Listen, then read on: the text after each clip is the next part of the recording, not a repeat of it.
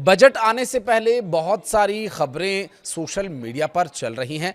उन्हीं में से खबर मैं आपके लिए ऐसी लेकर आया हूं जिस पर कोई भी कंफ्यूजन अगर आपको है तो ये वीडियो आखिर तक देखने पर वो कंफ्यूजन पूरी तरह से क्लियर हो जाएगी और आपको इसके बारे में पूरी विस्तार पूर्वक जानकारी जानने के लिए बस अंत तक हमारे साथ बने रहना होगा। दरअसल नौकरी बदलते वक्त या अचानक कभी कभी पैसों की ज़रूरत पड़ जाने पर सबसे पहले जो दिमाग में एक फंड आता है जहां से आप पैसे ले सकते हैं वो है आपका पीएफ यानी प्रोविडेंट फंड।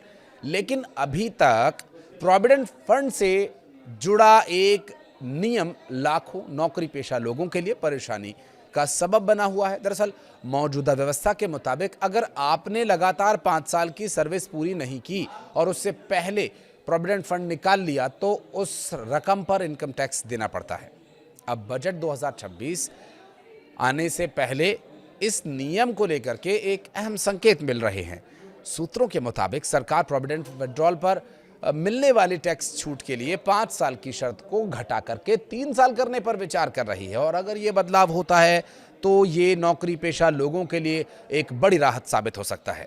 फिलहाल नियम साफ है कि अगर कोई कर्मचारी अगर आप कर्मचारी हैं और आप अपने ईपीएफ खाते में 5 साल तक लगातार योगदान दे रहे हैं तो उसके बाद किया गया प्रोविडेंट फंड विड्रॉल पूरी तरह से टैक्स फ्री होता है। लेकिन अगर आपने 5 साल पूरा होने से पहले प्रोविडेंट फंड निकाल लिया तो टैक्स लग सकता है।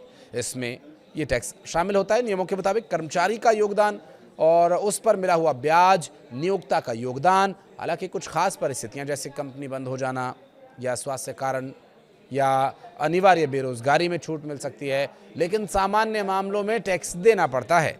आपके मन में सवाल ये उठ रहा होगा कि नियमों में ऐसे बदलाव की भला क्या जरूरत, जब 5 साल वाला नियम पहले से चल रहा है तो ये 3 साल इसे करने की कवायद क्यों?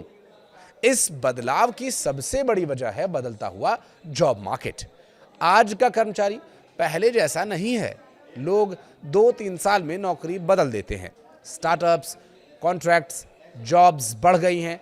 गिग और प्रोजेक्ट बेस्ड वर्क अब आम हो चुके हैं। ऐसे में 5 साल की शर्त कई लोगों के लिए अव्यावहारिक बन गई है। सूत्रों का कहना है कि सरकार ये मानती है कि अगर कोई कर्मचारी कम से कम 3 साल तक सिस्टम में योगदान देता है तो उसे टैक्स राहत मिलनी चाहिए।